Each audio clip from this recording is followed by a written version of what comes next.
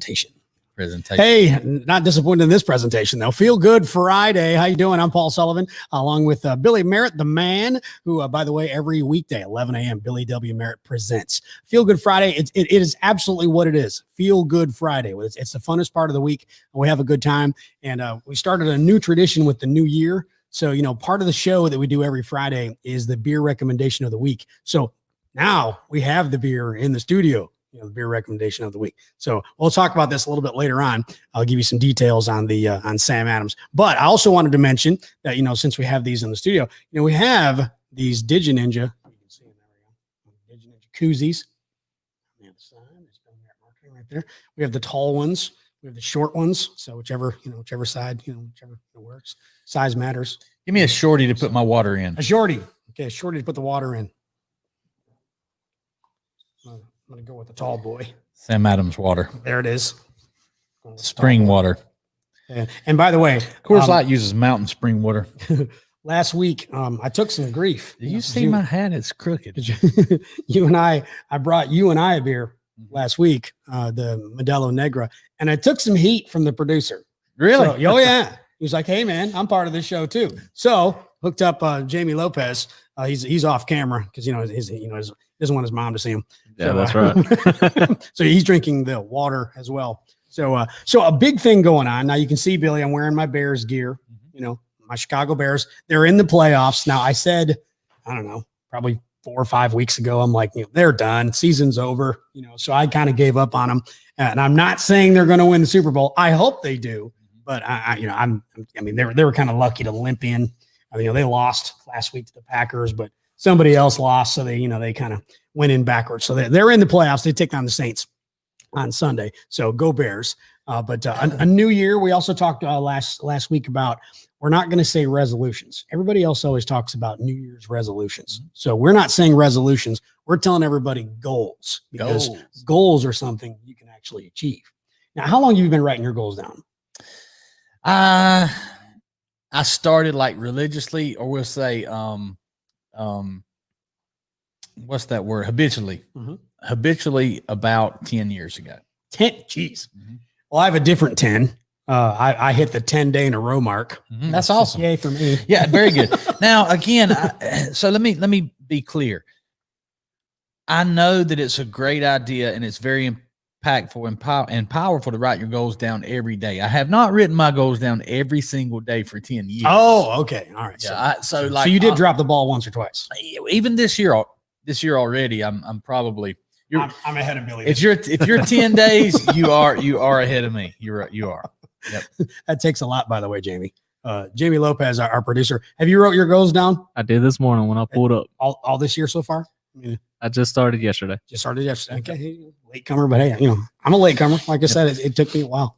And being self-aware and being aware of your, being self-aware is the greatest gift you can have. Mm-hmm. So if you know that, and you have to be just very, very honest with yourself. I didn't do it, but I need to do it.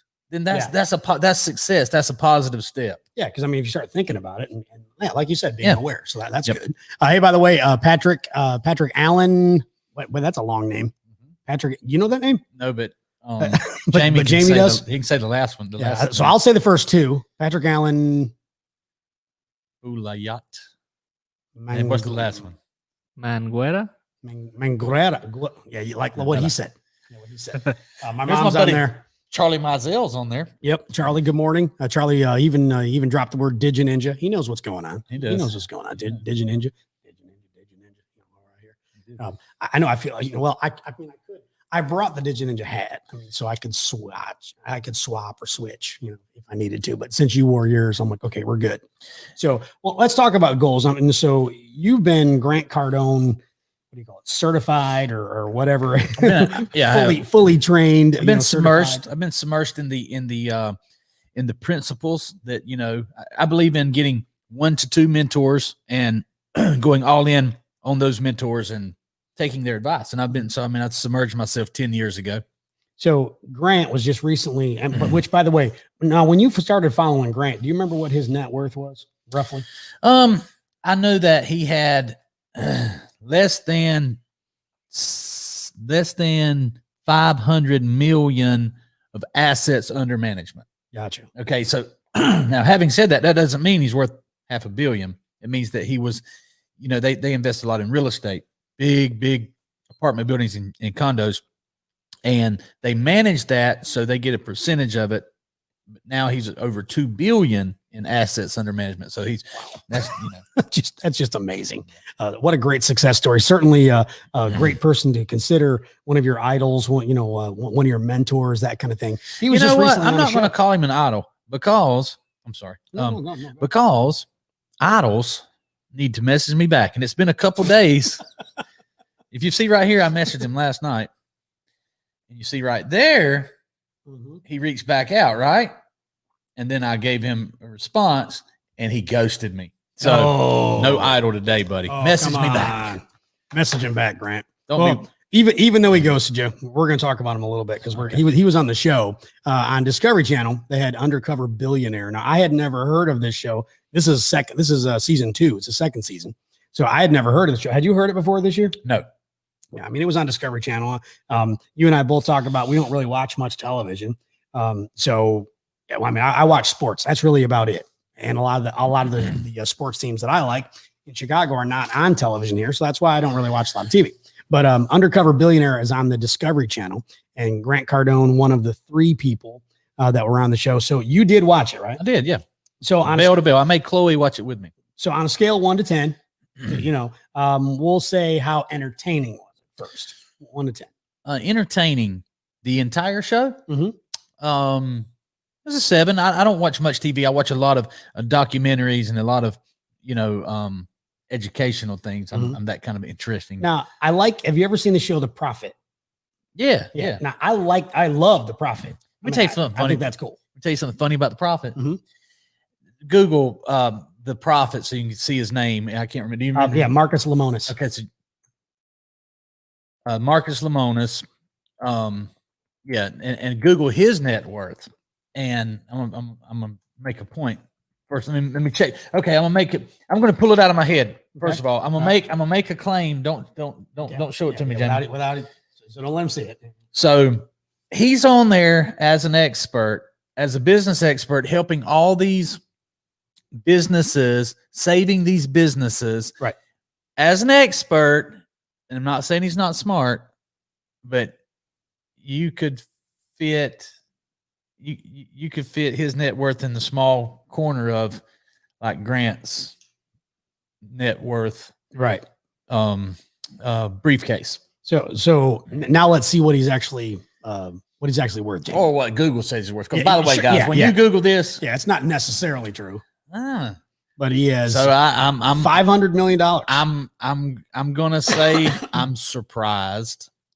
At 47 years old, if he's worth $500 million, I take back everything I just said. If that's true, that's powerful. Now, I have to admit, I thought he was probably mid-50s. That was my guess. Yeah, I did too. Watching the show.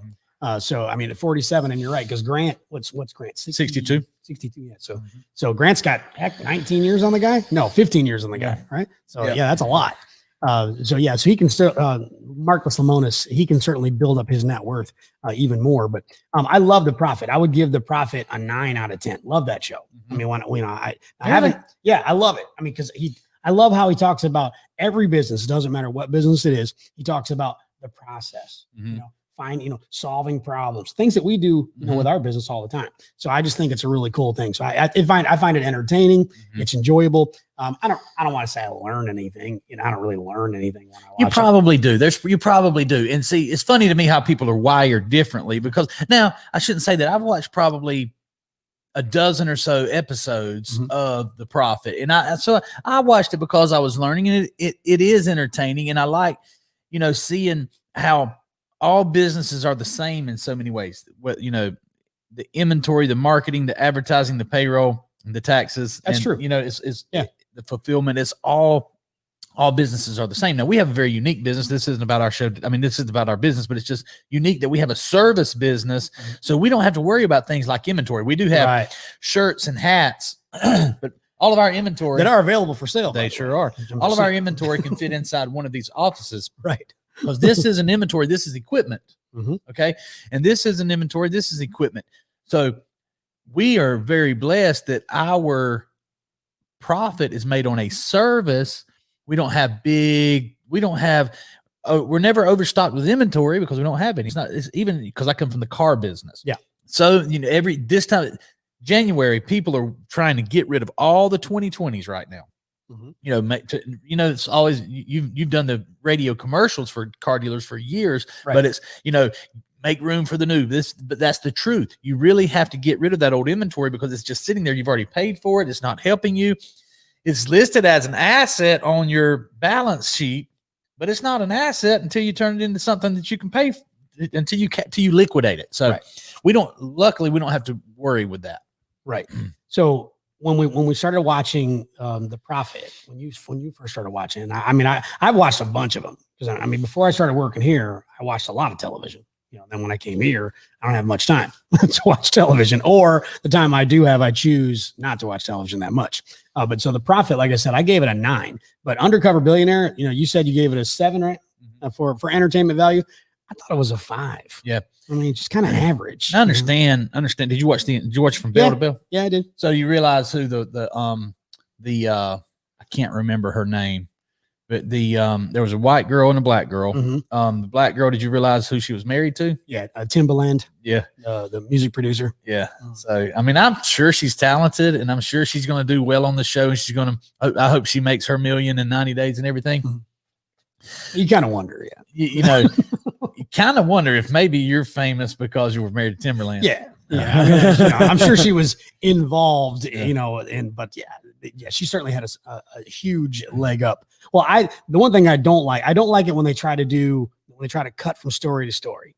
That's just not one of my favorite things. So like if they're trying to appeal to everyone, that's it. Trying to get people to stick, for the full 3 hours because it worked for us. So many people watching this that watched it, and I noticed my friends list.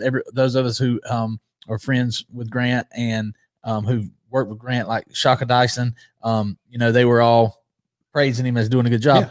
None of us would have watched that if he wasn't on there. Right. So then there's people that I'm sure that Timberland's wife. Same thing. So I apologize for not knowing these other people. Jamie can pull those up. But the other two, there's a whole group of people who watched simply because she was on there. Yeah. So you can pull up Undercover Billionaire. Yeah. And it was season 2. There you go. This is Feel Good Friday. Don't let me forget to talk about something that is extremely hilarious. Okay. All right. While I wasn't going into major detail. I just wanted to, I figured you'd watched it because we talk a lot about Grant Cardone. We have Grant Cardone training. I broke my fast with this. See? Oh, did you? Yeah, I didn't think about that. Well, hey, here's cheers to breaking the fast. But I was in the sauna, 200 degrees for 25 minutes this morning. Man, holy cow! Yep. How do you not just melt? No, I think it didn't melt in my brain because let me tell you what funny happened. You were a part of it. Okay, what happened? So I was sending a message. Okay, first of all, I know. So first of all, in the book, hold on one second. This is a very valuable book with a lot of great information in it, and a lot of people don't realize it's more than just the rules. Like we talk about the mistakes and what not to do. And in the mistakes in the introduction, I talk about. Do not take yourself too seriously. So many people take themselves so seriously. Another reason that Grant's not, I would say, what did you say earlier? A idol is because he doesn't laugh very much, and I don't want to model myself after someone that's so serious all the time that they don't even laugh. Yeah. And I'm sure you enjoyed. I'm not saying it was funny. Huh? Right, but anyway, one of the things I say is don't take yourself too seriously. You have to be able to make fun of yourself, make light of yourself. So this morning, have you had just a lot of really embarrassing things happen to you before? Sure, everybody has. I love getting together with some of my friends that know me for a long time and talk about the things that are just so embarrassing. It's funny to laugh at yourself. You have to be willing to do that. Don't take yourself too seriously. Right. So maybe I can get you to share something embarrassing with you. But so today, I took Chloe to school And I came back and I stopped in the driveway because naturally I don't text and drive. And I sent a message to my managers and to everyone that was in my management group. I sent it, and it was a little snippy. You know, I was being a little snippy. I felt that. You know, I was a little snippy. And well, that's what I get for being snippy, because then I go inside. I hope April's watching. She probably don't want me to tell this story. But I go inside and I try to make it's Feel Good Friday. And I try to make my family feel good, and I try to make April feel good. So I walk in and I start singing. I start singing. Do you recall what the little jingle or song that you were singing was? Let's see if I can recall. Something about Netflix. Well, coffee was in there. Really? Yeah. Coffee was in there. Sleeping was in there. Oh, all I do is sleep. All I do is sleep. So I was poking fun at April, trying to get a reaction from her, because she was not sleeping. I was making fun of her. I was making light. I was not making fun. She was studying, as a matter of fact. She's doing some things right now that we're going to talk about later. That's really big. But she had her TV on, and she had her coffee, and she had her morning shake with her. And I came in to wake her up in a good mood, and I started singing. And unbeknownst to me, I still had you guys, or I had you on video. I had you on a video conference. The group call. Yeah. So my buddy. No, it wasn't video. It was just a group call. Oh, it was just a call? It's like we couldn't see you. We could just hear you, which was plenty. That was enough. So then Austin, who's our developer, Austin said, was that on purpose? And right there. You started a call. Dory joined, Jose, Paul, Austin, and then Austin said, "Was that on purpose with the crying faces?" Well, what was funny because when you were singing about sleep being overrated, or I mean about sleeping, and then I said, because I thought you were doing a call. So you talk back. Yeah, so I said, sleep's overrated. So I said like that. No answer. You just start singing. You're continuing to sing. Dory chimes in and goes, I think he misdialed like this. And I said, you there, really? You're still singing the whole time, just singing away about coffee and sleep and all this kind of stuff. And so, yeah. So then we eventually we hung up, and we all had a good laugh. Thank God. Thank God. That's all I was doing. That's true. It could have been way worse. It could have been way more embarrassing. Way worse. The universe is looking out for me. The universe is on my side. The universe is constantly. Why do you say that? Well, because now, by the way, this is true. You had to get a scientist to explain it to you, but there are there's what's the right word? Like luck. There's you can have a long run of good luck, and that's real. And then you can have some bad luck, and it runs in cycles. There's cycles of good and bad. So you have to.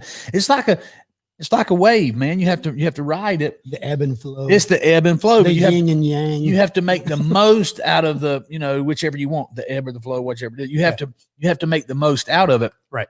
And we had some challenges, like bam, bam, bam, bam, hit us real quick. And then yesterday we had a couple surprises that were just great surprises that hit us. Bam, bam, bam, bam. So we're back on the right side of the yin and the yang. We're flowing with the go. And so, obviously the fact that I was singing and in a good mood was much better than all you guys joining and me being doing something worse or being, so what if I was being a turd, man? You know what I'm saying? And just being ugly. Come on. What if, because we never really know people until we see them when they think that you're not looking at them. That's it. Yeah. So what if I was beating a dog or something? Like, dang, I didn't know Billy was a dog beater. Man, that Billy Merritt beats dogs. He's such an ass. By the way, we're kidding, because people take things out of context. They do. Yeah, they just snip this up. Yeah, they could have just turned it on and said, "Yeah, Billy was talking about beating a dog." Yeah, so do not beat dogs. Kidding. No, definitely does not. In fact, we're going to flip onto that just real quick. By the way, this is all off the cuff. But not only do you not beat dogs, you probably baby your dog the most I've ever seen. You think so? Oh, JJ is spoiled rotten. He's a fantastic dog. He is. He's a great dog. But boy, do you guys spoil him. He should be a fantastic dog. Yeah. I mean, the way he's treated. He's given every advantage in life. Definitely. I mean, I think while you guys went to Jamaica, I think he ate better than Felipe, who helped watch him. Yeah. So Felipe, we told him we have ham in the refrigerator to feed JJ. So the ham's in the refrigerator. There's some sandwich meat like comes in the prepackaged thing, but we had also just baked a ham and sliced it up, and we were going to be gone for a week. So that was bagged in there. Give it to the dogs. Sure. I thought Felipe understood that. And so instead of asking, he did a great job taking care of the dog. I'm just ribbing Felipe a little bit. Rather than messaging and bothering, he thought he'd bother us while we were on vacation. He decided to ask Ethan, how much should I feed JJ? And he said, I'm going to give him like 5 or 6 pieces. And Ethan said, oh, no, that's too much. They don't give him that much, which is the opposite. He gets like 15 pieces of ham. So JJ was on a diet for 6 days. Oh, geez. But once he ran out of the little package, he didn't give him the other ham in there. Felipe takes him to McDonald's and gets him a 20-piece chicken nugget. Yeah. I'm not so sure that was probably the best move, but yeah, I'm sure JJ enjoyed it. Yeah. Tremendously. Absolutely. But now I'm wondering, has Ethan ever watched JJ? He's watched him walk through the kitchen, but that's about it. Oh, okay. Because I was going to say, I'm like, man, poor JJ. If Ethan's ever watched him, he's probably starving to death. So no, but yeah, JJ's a fantastic dog. There's a dealer. Can you win? Absolutely. I mean, can you do this? Heck yeah, I can do it. I can double fist it right here. I got it. So Billy's got to go handle some business. So well, talking about the undercover billionaire, by the way, with Grant Cardone, and there was a couple other people on there. Jamie had pulled it up. Did you have it? Yeah, Elaine Colati and Monique Mosley. Yeah, Monique was the one that was married to Timberland, and then Elaine Colati. I didn't know her until I watched the show. So she's another, self-made billionaire or whatever. But Jamie, did you happen to see the show? Yes. So how would you rate it just on entertainment value, 1 to 10? I would say 7. So 7. All right. So you and Billy are right in the same ballpark. Again, I don't like the cutaways where they're trying to follow 3 people at the same time. But again, I know because if they would have had Grant Cardone on at 8 o'clock, from 8 to 9, then I would have watched from 8 to 9 and then I would have turned it off. While watching the show, I mainly paid attention to Grant Cardone. Yeah. I mean, I watched the other 2. I did, but yeah, I wasn't really, I was doing laundry at the same time when they'd go to one of them, I'd go to the dryer, get clothes, stuff like that. So I was kind of doing both, but I don't know. I guess I was misled a little bit because I didn't do my research. So I just, I saw some advertising, things like that. So see, advertising works. But I thought that it was Grant. I thought it was just a show about Grant. So when I saw that it was 3 hours long, I'm like, oh man, it's 3 hours. Jeez. But I thought it was going to be the complete show of Grant. So I'm like, okay, cool. Take it, sit it one night, watch the whole thing, but it's a whole season long thing. So I don't know if I'll follow it. Man, I got on there. I started watching it, and then like when it started to end, I'm like, man, I thought it was going to be like a full blown show. Yeah. So, so breaking it into the seasons and all that, into the full season, it's going to be stretched over. I don't know how many weeks, but so yeah, I was a little disappointed. The show itself gave it a 5. Would I probably have rather watched something else or done something else with my time? Probably. I would have probably, waited until maybe they have like those marathons, after the shows. Cause I don't care if I watch it when it's live or not, or when it's premiering or whatever. So I would probably prefer to just watch like the Grant story, like in a marathon, if it takes, 3 or 4 hours and you're done, I'd rather just do that, on my own. So it'll probably be on Netflix or something like that. And I'll probably watch it there. I don't think I'll follow along during the season. It just didn't really thrill me. But, so Billy, we mentioned goals, by the way, very fast. Yeah, man. Hey, this guy takes care of business, man. Solved problem, solved it quickly. Takes care of business. Some of the goals. Now, I told you that you write down just page after page after page. You have like just a running list, just you're constantly adding new stuff. And do you have any idea how many you've written down in the 10 years? No, it's in 10 years. It is thousands. Okay. We'll say 1,000. So when you write them down, do you keep writing them down until you achieve it? Or do some of them you just adjust? So day 2, it's a different list, and day 3, it's a different list, and day 4, it's a different list. So there's generally I don't mind saying mine, and I understand people who like to be private. Somebody told me yesterday it was actually someone who used to work for me. I hired him as a sales manager, and then he went on to be a general manager, and he's got a good career now.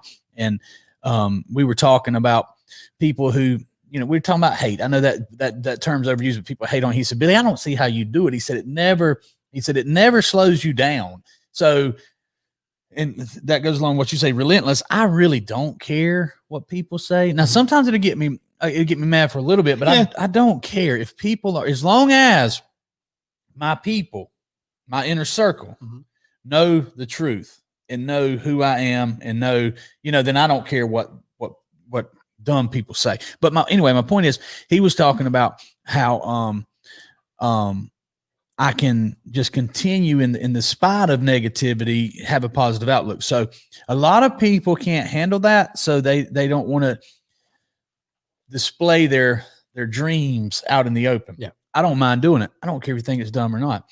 I will have 1,000 dealers on DigiNinja Chat, and my time frame is in 2021. Okay, so that one's going to always be on there. I'm so happy and grateful that I have 1,000 dealers on DigiNinja Chat. And then on the very next day, I might say, man, it's so awesome that I have 4,000 dealers on DigiNinja Chat, right? Because this is science. This is bro science explaining it to you, but there's real science that says that we have two consciousnesses. We have our that we have our consciousness and then our subconscious. Okay. So, and a lot of what we do and how we act every day is automatic because it comes from our subconscious. Like when you jump in your car and you drive home, you're not thinking, I have to hit the brake. Oh, I have to turn the blinker on. I have to do that. Right. Your subconscious is doing that. It just does it. Okay. Now, when you go to Jamaica and you have to drive on the left side of the road, you have to be more aware and make conscious decisions of what you're doing. As a matter of fact, the blinker's on the other side. I mean, everything's different.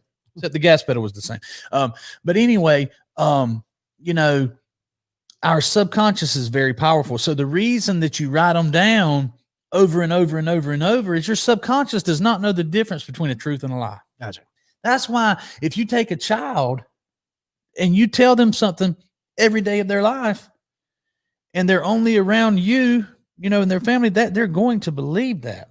That's why Christians are Christians and Muslims are Muslims and, Orthodox Jews are Orthodox Jews, is because that's the information they were given.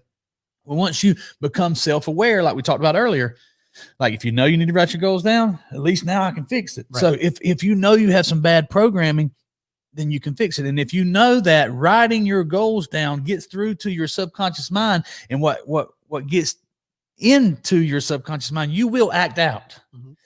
You know how to drive, so you will drive home. Right. So it is important for me to write down the big goals and write them down very often to get my mind thinking. Because, Paul, if I hadn't had the craziness to write all these things down, you've seen a lot of things. We've already worked with over 2,500 dealers.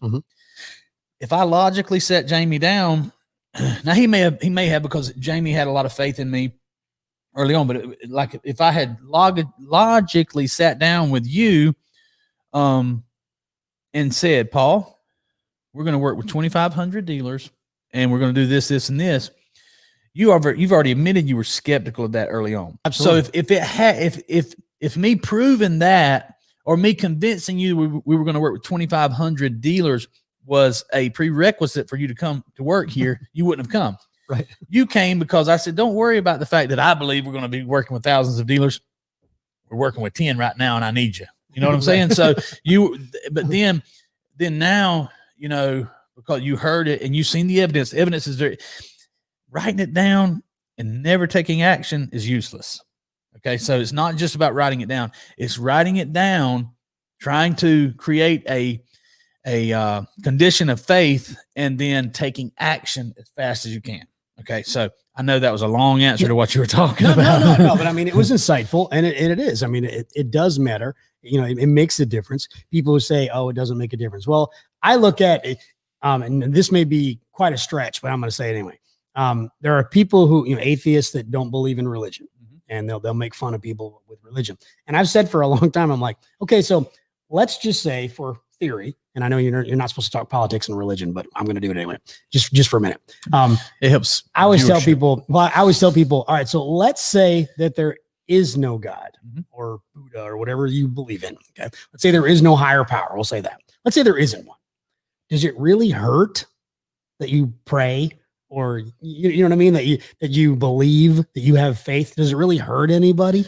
I'm like, if it's good for the person, why are you knocking them down? Why are you making fun of them? Why are you saying, that's dumb? It's a waste of time. I'm like, if it's good for the person, hey, that's fine. I mean, that's almost like saying what you're saying. If writing goals down works for you, why would you make fun of it? Why would you, why would you discard it and discredit it? I mean, hey, if it works, it works. Yeah. It's all up here, and trying to be a better person. If somebody looking in the mirror and saying, I'm going to be a better person today, as ridiculous as that sounds, if it works for somebody, yes, then look in the mirror and say, I'm going to be a better person today. What's the matter? Yeah, it makes that makes a difference. I've done that some, and there's people who teach that, get up in the morning, look in the mirror, and I'm getting better and better in every way, every day.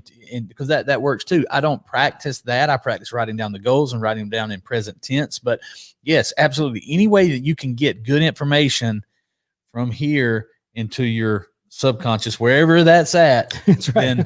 then the better off you are for sure. Well, something else, of course, we promote this and really demand it here at Billy Merritt Marketing and DigiNinja, is having a great attitude. And that's tough some days. Some days you have bad things that happen to you. I mean, we talk about how bad things happen to good people all the time. So you have to kind of take life in stride. 2020 certainly was not easy on just about everybody. I don't know anybody that had, an easy time with 2020. As great a year as we had, yes. It was still hard. Yes. I mean, a lot of adjustments, adjust and adapt, that type of thing. So, it is hard, and you have to do whatever you can to remain positive, have that positive attitude. And a good attitude, just like a bad attitude, it tends to spread. It does.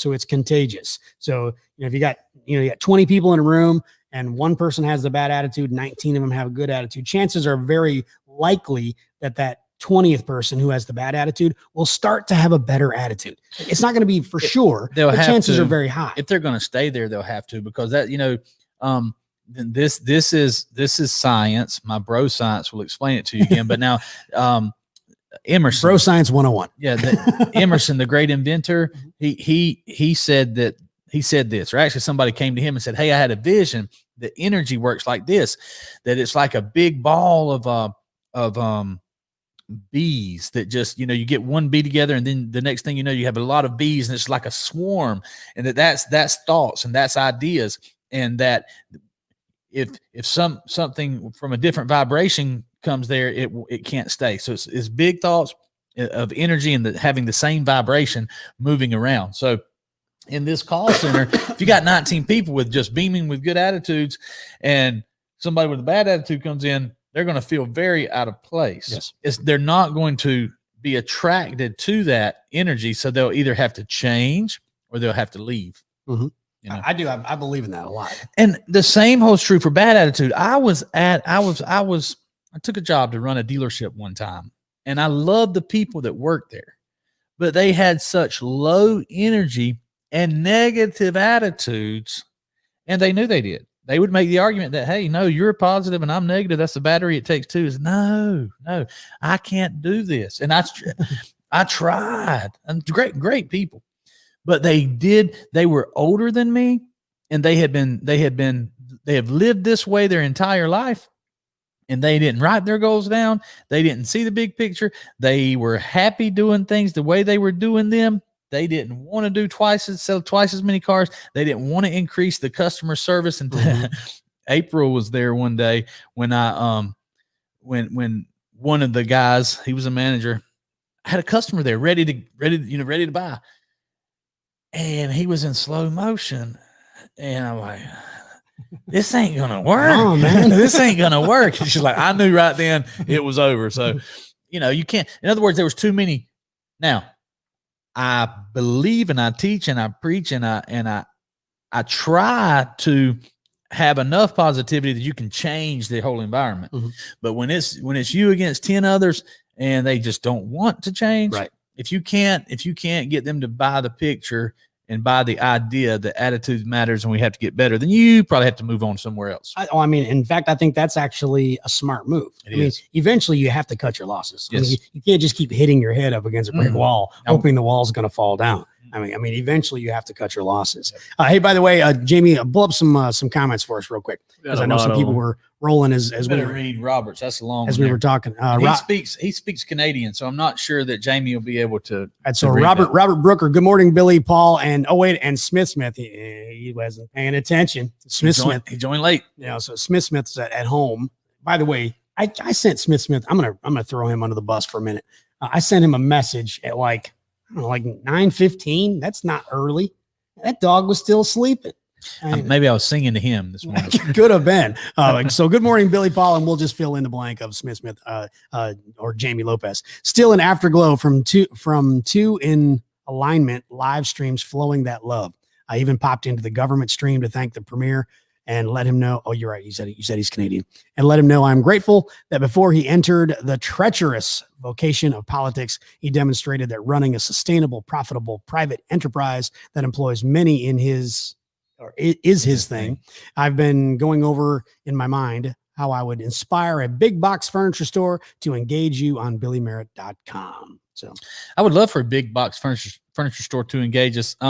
Here's probably the best. Robert, I hope you're still watching, man. Thank you so much for being a loyal friend, we'll call you a fan. I'm a fan of yours. So thank you for giving us inspiration.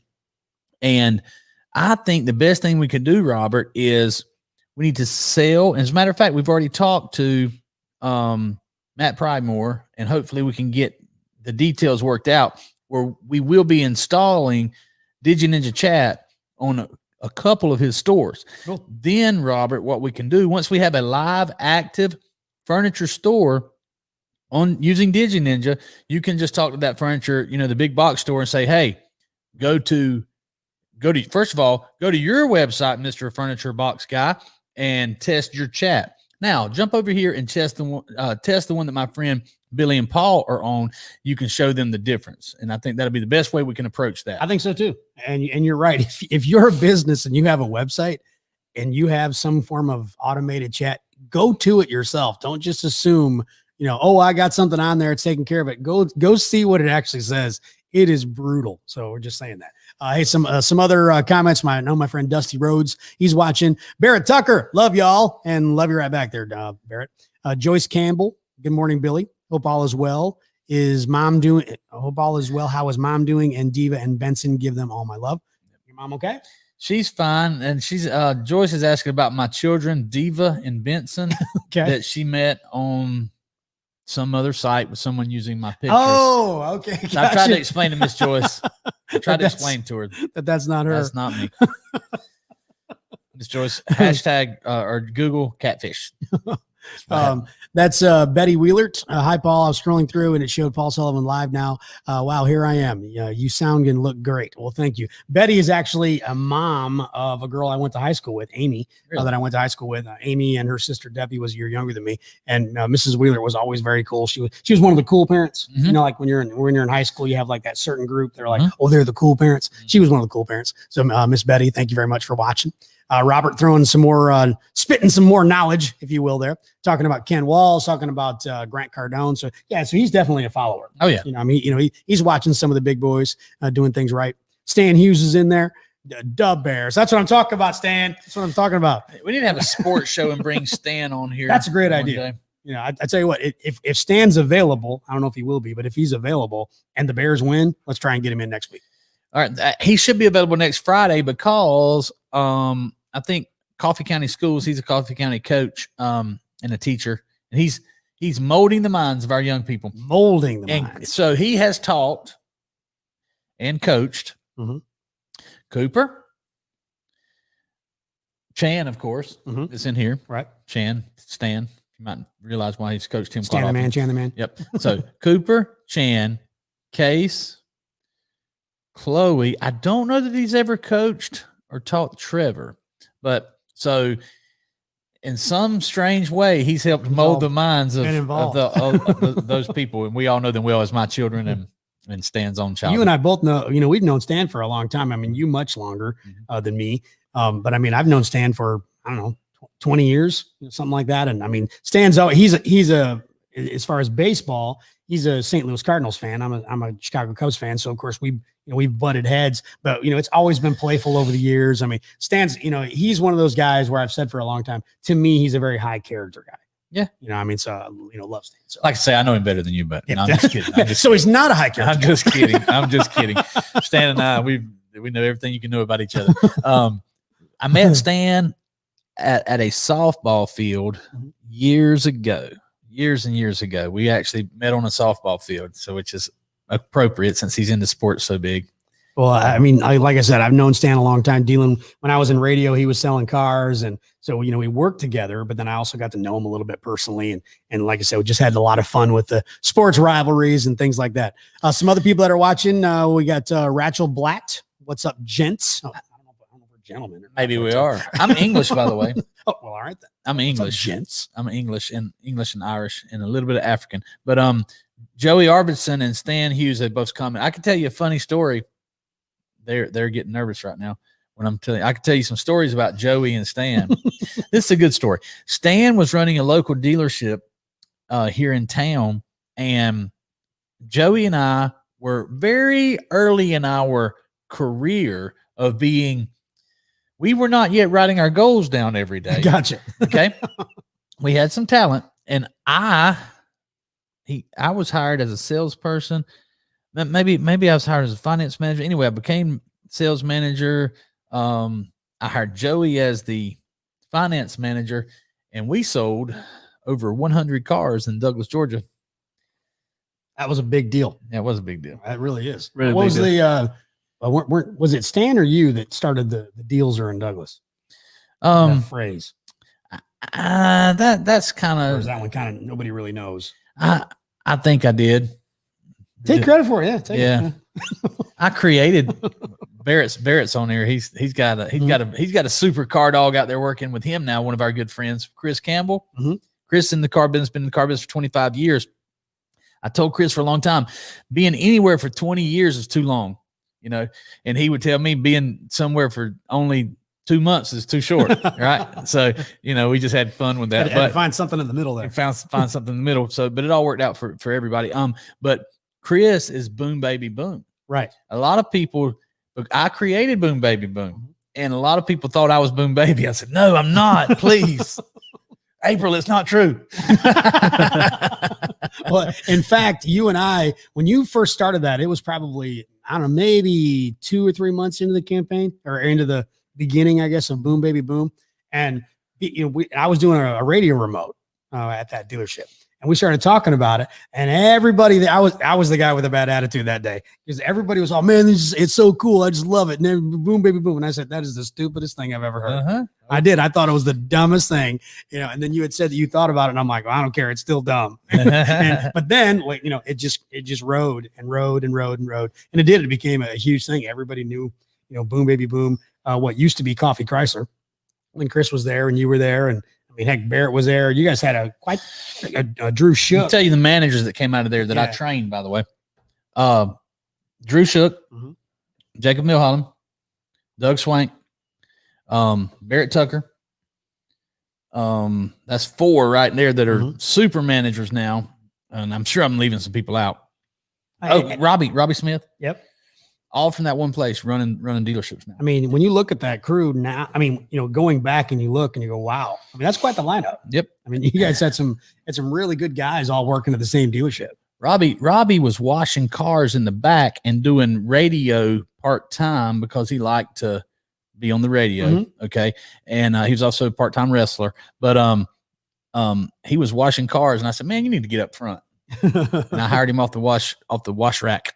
Look at him now. Yep. Now he's running finance for Woody Folsom, Chrysler Dodge Jeep, right here in Douglas, Georgia, where they're doing big things. They're selling 100 cars is like a small amount now. That's right. They've changed so much. Yep. Jamie, you have any other comments? We have Joey Arvidsson. He says, great information. Today, you're right. Attitude is everything, and everyone will write their goals down like Billy taught us to do. Much will be accomplished this year that otherwise wouldn't have been. That's very true. And Joey, he's definitely, one of your sidekicks or proteges or whatever you want to call it, partners in crime. Scrolling on down, I know, let's see, Carson Henry, what does he say? Paul, should the Bears target Deshaun Watson? He's talking about getting another quarterback, and we have Mitchell Trubisky, who I wasn't really a fan of when they got him. Still not really a big fan of him. Of course, if he wins the Super Bowl, I'll be like, yeah, go Mitchell Trubisky. But I don't know. I mean, I'll let the professionals decide on that. I mean, I'm a fan, but I don't really get caught up in the they should get this guy, they should get this guy.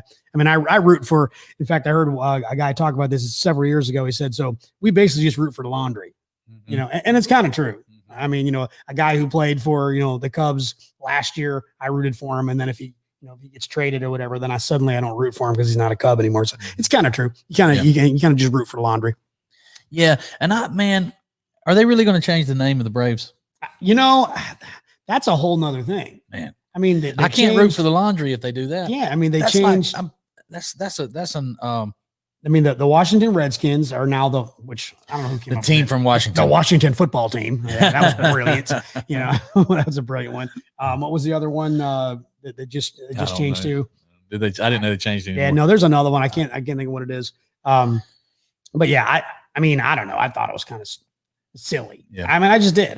And I don't mean any disrespect if you're a Native American. Again, I don't mean any disrespect. I didn't think it was disrespect. No, I think it's a compliment. Yeah, I mean, I can understand, Redskin, was it a derogatory term way back when? Sure. I don't know. Wasn't it? I think, yeah. I mean, if you're like a cowboy in the day, you said Redskin, you meant it as a derogatory term way back when. But I mean, I don't know. There's so many terms just change over the years. And I don't know. I thought it was kind of ridiculous. All this time, everything becomes so politically correct. Have you ever checked your DNA? Do you know what your ancestry is? I obviously I'm Irish. I mean, last name Sullivan, red hair. So, I mean, I know I've got Irish in me. But see, that's only German. That's only your father. That's only your father's father's father's father's father. So that's like, if you go back 10 generations, that's only 1/100. That man that was named Sullivan is only 1/100th of your heritage.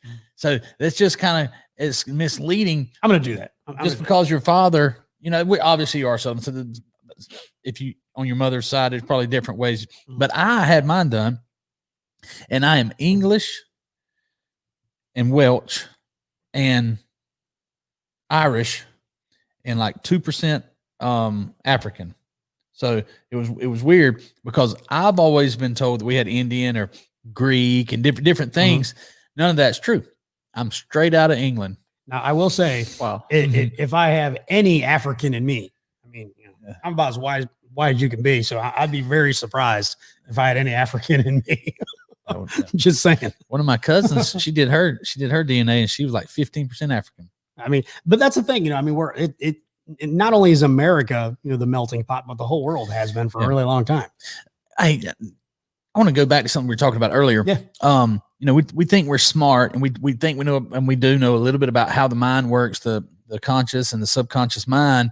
And we think we're the highest evolution of, intelligence, and possibly we are. But as a whole, we don't know anything compared to the intelligence of the universe. And it is intelligent because that's how you're able to send. I mean, the laws of the universe are the laws they don't change. Gravity is always gravity. Being able to how seeds and animals reproduce and all that, it always stays the same. And so it is law, and it is intelligent. And that's how, we can fly spaceships to Mars, and we've actually landed vehicles on Mars, and Elon Musk wants to make a city there. You know what I'm saying? But to be able to do that, there's just such vast intelligence and information swirling around us at all times, and we're just a tiny part of that. That's pretty crazy to me. It is. I mean, it's an awfully big place. I mean, so to think that everything is just just you and your little area. There's so much more world out there. Yeah. That's for sure. Smart. Hey, also Brooklyn Peavy, one of our ninjas. She said, "Hey guys," or "Hey," and they said, "What you got there, Paul?" That brings up a good point, Brooklyn. So as she brings it up, our beer of the week. the beer of the week recommendation, Sam Adams. This is the one. Now I've on the show, I've done the Sam Adams Jacko Pumpkin Ale. I've done, I think, Winter Lager, Oktoberfest. So, I kind of, always bring up Sam Adams. And then they have a great selection of the seasonal beers. I got to tell you, this one here, the one that's on the screen right now, Jamie's got pulled up. Thank you, Jamie. Yes, sir. He's got pulled up. Boston Lager. That's the one that got it all started. And so, I mean, anytime I tend to go for the seasonals because they're available for a limited time, but this one is always the easy go-to. Back in 1994, when Jim Cook actually created Sam Adams and, decided he was going to brew his own beer, a very cool thing. And in case anybody isn't aware, my brother-in-law, Brian Farbus, he's worked for Sam Adams for, I think, forever, since they've pretty much been in business. But he's the one that actually got me started drinking Sam Adams a long time ago. And since then, of course, tried all the different beers, and you can see, there's all the different seasonals. We talked about winter and Oktoberfest, and Cold Snap is out now, and there's all these different ones. But this beer here is the one that started it all in '94. So it's 5% alcohol. It's a good solid. It's got malts, it's got hops, but I'm not you and I talked about this before. You like a lot of the IPAs. You like kind of the hoppy beer. Oh, so now you're admitting that I like it. Before you called me boring. Well, I did think you were kind of boring because when I went to your house, see, that's what threw me off. When I went to your house and you only had like what I call generic or domestic, kind of that. What'd you have? Michelob Ultra and Bud Light. And then didn't you have Natural Light too? Yeah. So the idea behind the Natural Light was we was going to get that to all the guests, because it's heck yeah, $10 a case or whatever. Yeah, I don't blame it. Nobody drank it. So you're stuck with it. Where's JJ? But this is the beer. Like I said, this is like the one that started it all off. It's got the perfect mix of hops and malt combined in. So it's a really good beer. Great smooth finish. What do you guys think? A scale of 1 to 10? How would you rate it? Sam Adams Boston Lager is a 7. Okay. Jamie, how about you? Probably about an 8. I thought he was going to go lower, to look at his face. And like I said, this one, I've drank this for a really long time, and it's always a go-to when the seasonals aren't available. So I give it a 10. I really do. I think it's really, yeah, I really do. I think it's a fantastic beer. Now I'll go with a 9. I'll change it. I'll go with a 9 because nothing's perfect. So I'll go with a 9. So. The Oktoberfest is better to me than that. Mm-hmm. Yeah. And by the way, it is time for me to go re-up our sponsorship. So I think after the show, I'll go down to the Amelia Ale House and see if I can sign them up for another quarter. We'll go ahead and promote them right now, Amelia Ale House. And if not, I'll stop by the Salty Pelican. I'll go to Sliders. I'll find us another sponsor from Amelia Island. We can make and I will send you my own beer recommendation from the island this afternoon. I think that while you're there, go ahead and just get the okay that we can maybe do the show from there next week. That's a great idea. That's a great idea. And then we can all enjoy your recommendation at the Amelia Ale next House. Friday. That sounds like a plan. So that sounds like a very good plan.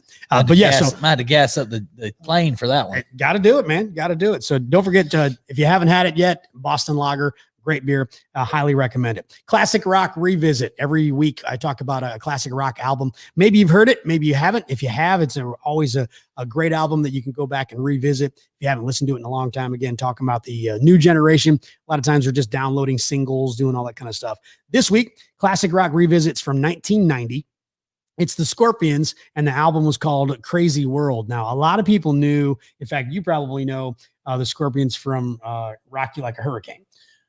Yes, it sounds very familiar. Yeah, Paul. I mean, most people know that one. It's been in tons of commercials. It's all kinds of stuff. So, Rock You Like a Hurricane. Well, this was far later than Rock You Like a Hurricane. It's probably 6-7 years after. But it had the song "The Wind of Change." It was a ballad, and the Scorpions were well known for being just really hard rock kings, if you will.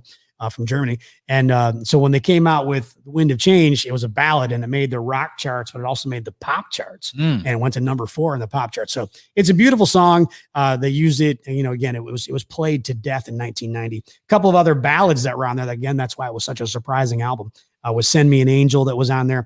Don't Believer is a really good tune. And then the deep track that I want you to go listen to. It's the very first song, so it's easy to find. Pull up the album on whatever, YouTube or whatever that you want to do. And it's the first track called Tease Me, Please Me. It's a really good song. And again, the album itself, to me, there's not a bad song on there. And I don't say that normally. Normally there's always a bad song. Right. But to me, it was a very solid album. So they came back strong. And they, kind of, threw in a couple of ballads here and there. So it was probably a much more well-rounded maybe album than some of their previous, but some good stuff. So check it out. Crazy World by the Scorpions, back from 1990. I got a question. Yep. I wonder if Jamie knows what you're talking about when you're saying an album. He probably doesn't. You know what an album is? Like a bunch of songs combined together from No artists. idea. He's such a youngster, such a young a vinyl record. A vinyl record, that's an album. But So do they even release like Jamie's I guess time frame? Do they even release songs today like they did? well, I mean, it's actually weird because like now there's kind of a resurgence of vinyl. It's kind of come back. It's very, kind of, I don't know, trendy, I guess you want to call it that. Where a lot of places where, I spent God knows how much money on CDs, on compact discs, where I didn't buy records. I bought records when I was very, very young. But pretty much the cassette came out and then the CD came out. So I was buying cassettes and CDs. Did you collect CDs or was that too? No, I did. So everything for him is digital. Yeah. Digital. When I was, I guess 18, probably started at 16 to however, it was cool. You had to have just this big CD case, just stuffed full of CDs. Mm-hmm. Now, did you have it where the sleeves, Yeah. so you didn't have the case? So like you flip the pages? Yep. Carson Henry said, I don't think we are even remotely close to the most intelligent life. So Carson, that is a big claim right there. Carson needs to find some better friends then. I know, man. I thought you'd been, in our circle, you would definitely understand that. How intelligent we really are. What's more intelligent than us individually, Carson? That's what I'm curious about. Now, Paul, I know you're trying to wrap up the show, but now we had a light week this week, so we had kind of overstaffed in the office. We had Joey and Chad in here yesterday, and you got to hear some of our banter because, like you said, Joey and I have been friends a long time, and we get into some conversations. It's a little bit different type conversation than I have with my ninjas when I'm talking to Jamie. Yeah, quite a bit different. Yeah, so we need to we try to solve the world's biggest mysteries.